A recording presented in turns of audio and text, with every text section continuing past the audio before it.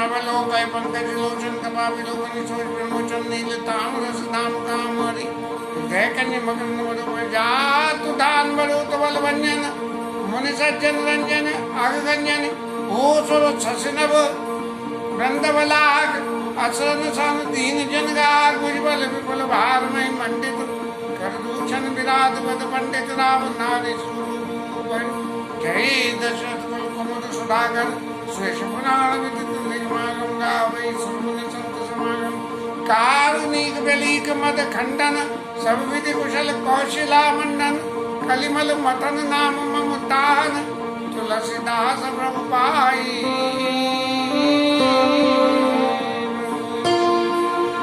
प्रेम सहित नारद बरनी राम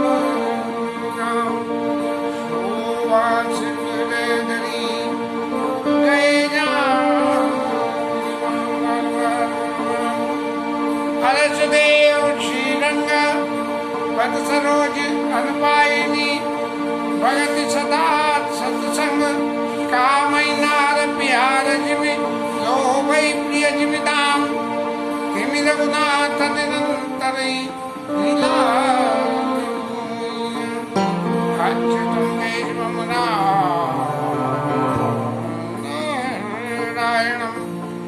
कृष्ण दामोदरम वासुदेवम भजे श्रीधरम माधवम गोपिका वल्लभम जानकी नायकम राम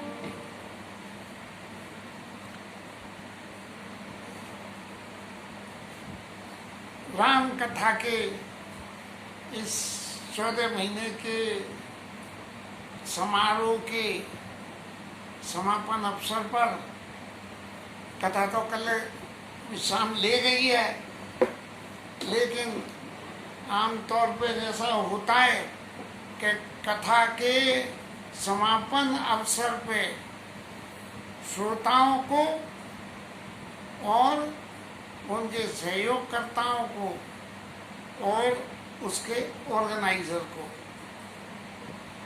आयोजककर्ता को, सबको धन्यवाद ज्ञापन देके और रामायण की आरती करके विश्राम लिया जाता है। इसी प्रकरण में ये आज की जो कथा का विश्राम है, इसमें भगवान की गुण गाथा तो होगी कम और भगवान के भक्तों की जिन्होंने इसमें सहायता की और इसमें जो इस मानस के मूल रचयिता उनके गुणों की चर्चा और उसके बाद मेरे ऊपर हुई भगवान राम की कृपा, इन सब का विवरण दर्ज करेंगे। और इसके बाद ये राम कथा प्रकरण विश्राम ले जाएगा और कल से फिर विनय पत्रिका के पदों में से एक पद लेके थोड़ा सा अर्थ जैसी ठाकुर जी प्रेरणा करेंगे उसके अनुसार करके हरि नाम कीर्तन करके और अपलोड करते रहेंगे। ये तो प्रोग्राम की बात रही। अब सबसे पहले इस कथा की शुरुआत करने के लिए पहला ज्ञापन या पहला धन्यवाद प्रस्ताव तो मुझे प्रधानमंत्री मोदी को देना पड़ेगा, क्योंकि मैं उनका घोर विरोधी।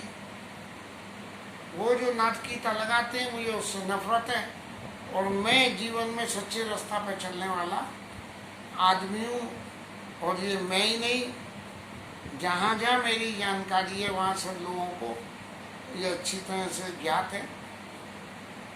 जब पिछली साल कोरोना की शुरुआत हुई और सारे क्रियाकलाप बंद हो गए तो उस बंद क्रियाकलाप के समय में करा क्या जाए,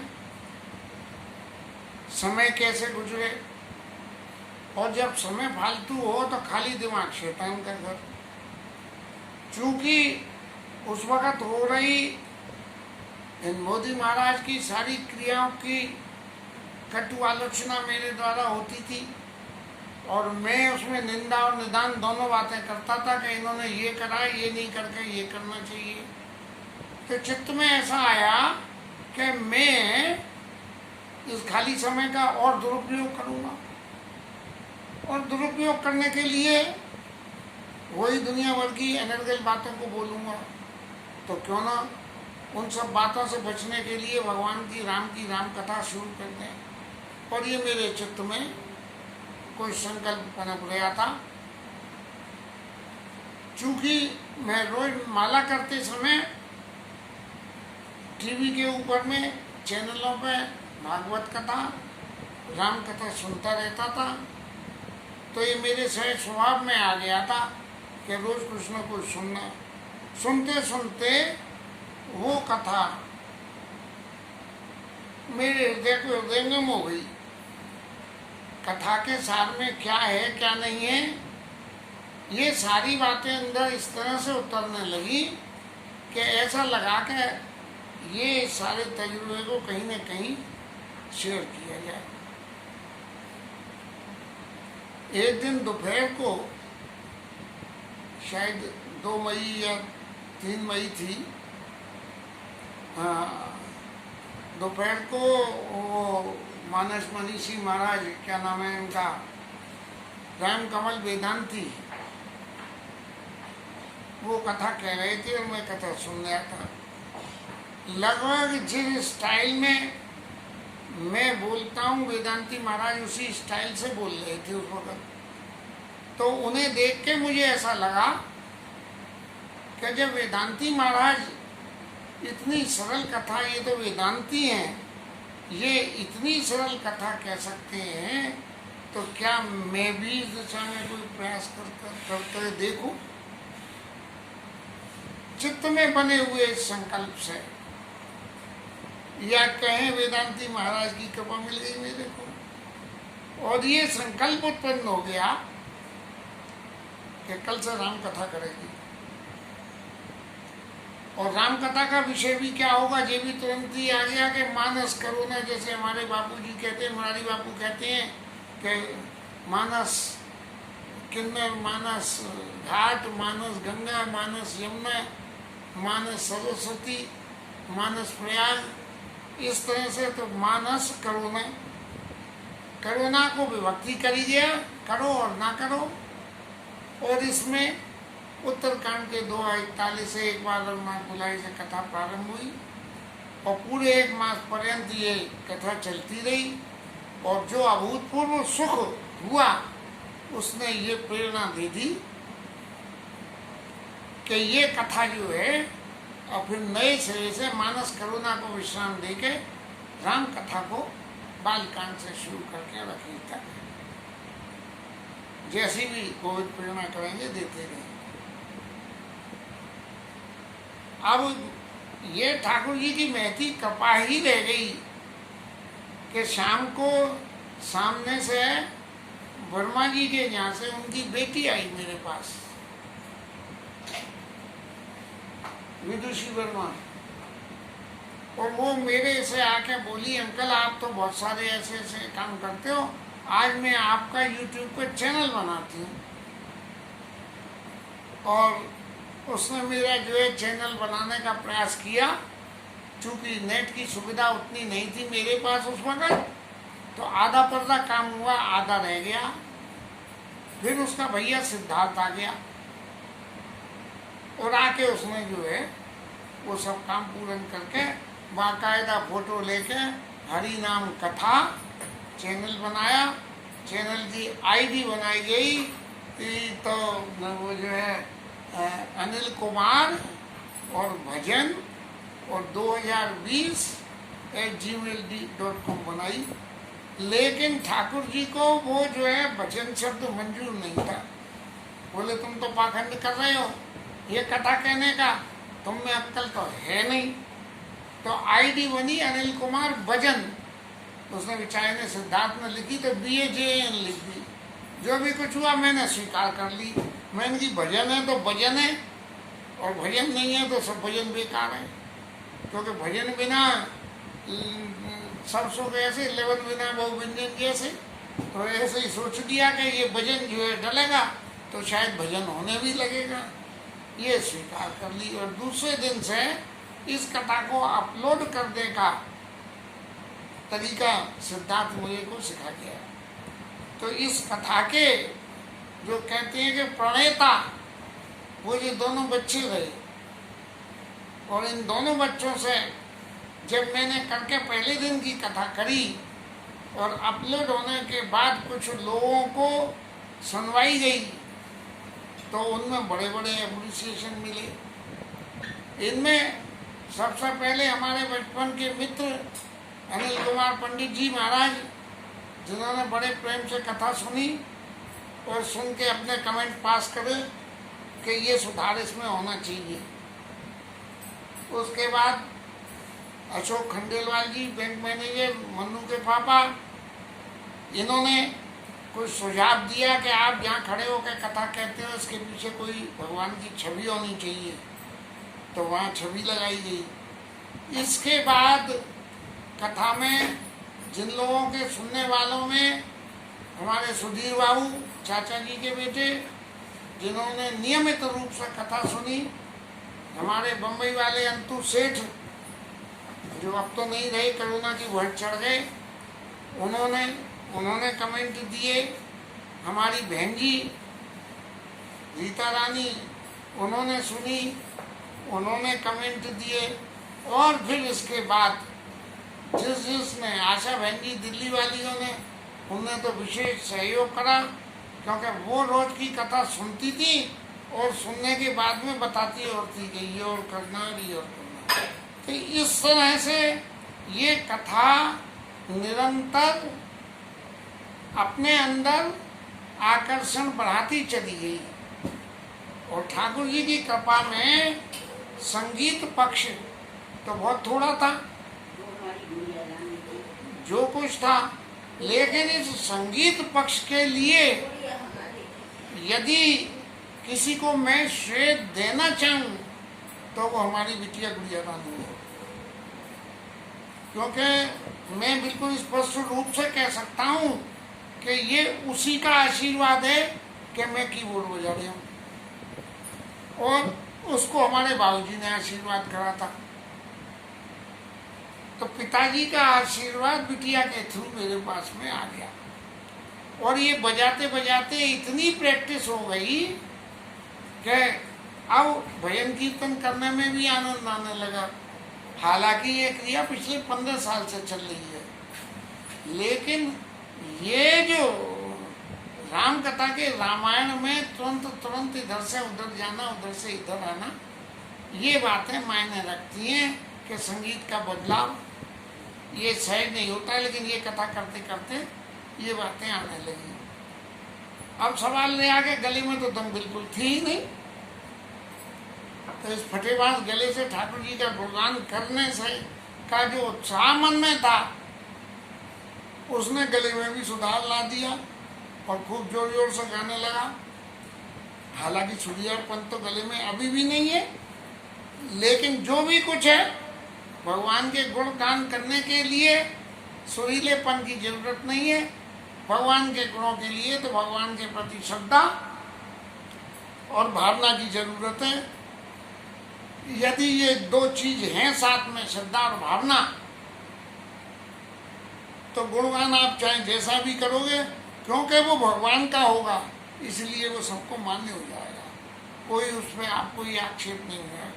जीवन में अपने निमित्त आप कोई काम करोगे तो उस काम में भूल चूक की गुंजाइश हो सकती है, लेकिन भगवत निमित्त कार्य करने में ये भूल चूक की गुंजाइश ना के बराबर ही हो जाती है। और यदि हो भी जाती है, हमारी रक्षा को तो ठाकुर जी मौजूद हैं कि भैया बोले तुमने ऐसा काम गलत कर दिया है। बोले भैया गलत कर दिया तो हम क्या करें? ठाकुर जी ने उस वक्त प्रेरणा ही नहीं दी हमें कि ये काम ऐसे करो। एक सज्जन ऐसे कविता रानी के भाई साहब मनीष महाराज, वो बोले ले इस काम में भी ठाकुर जी को दोष दे देते हो तुम तो। अरे मन जी हम दोष देते हैं? हम तो ठाकुर जी के चेले हैं। अब उन्होंने नहीं सुधारा, नौकर गलती करे तो उसका जिम्मेदार कौन?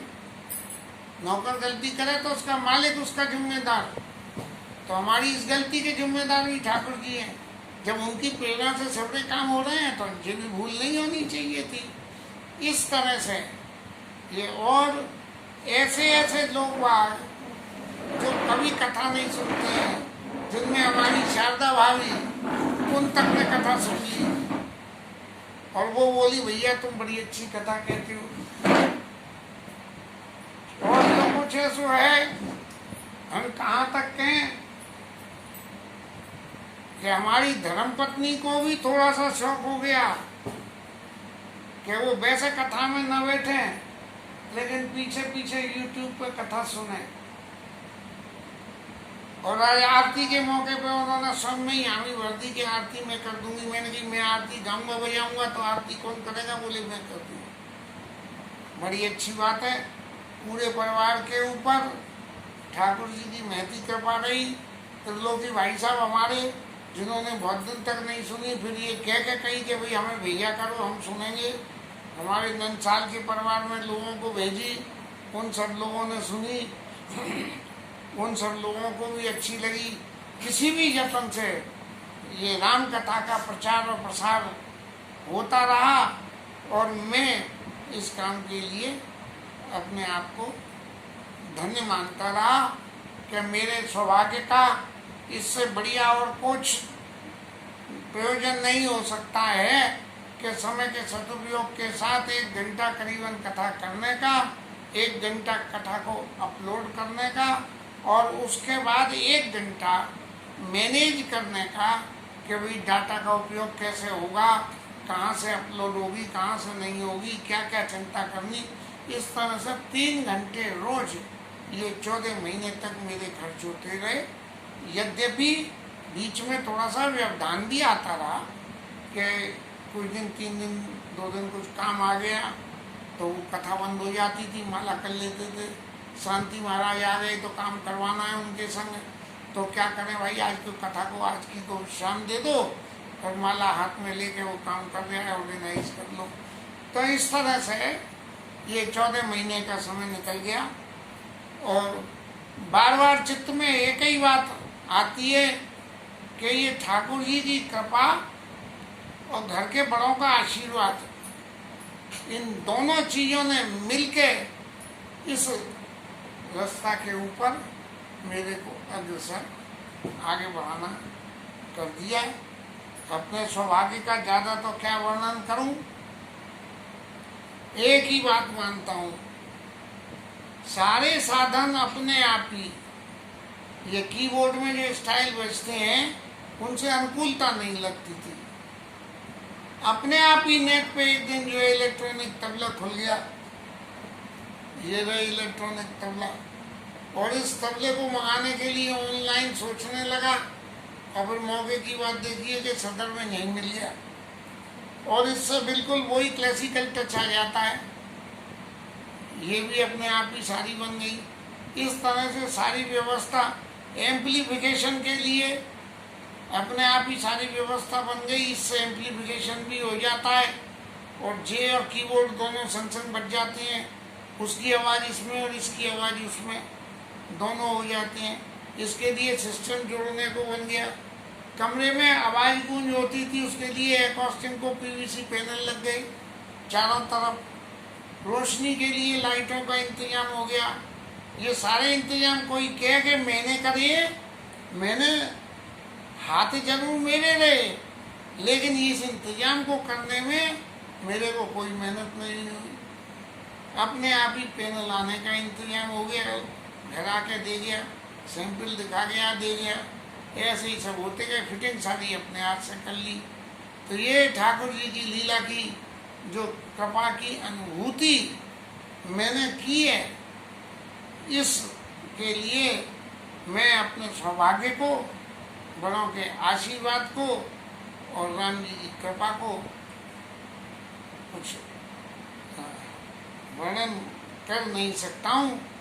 ये सतत जीवन पर्यंत भगवान राम के चरित्रों का गान चलता रहे, इसी आशय के साथ भगवान से प्रार्थना करके रामचंद्र जी की स्तुति करके और रामायण जी की आरती करके कथा को विश्राम करते हैं। जय जय श्री राधे। अब चलो।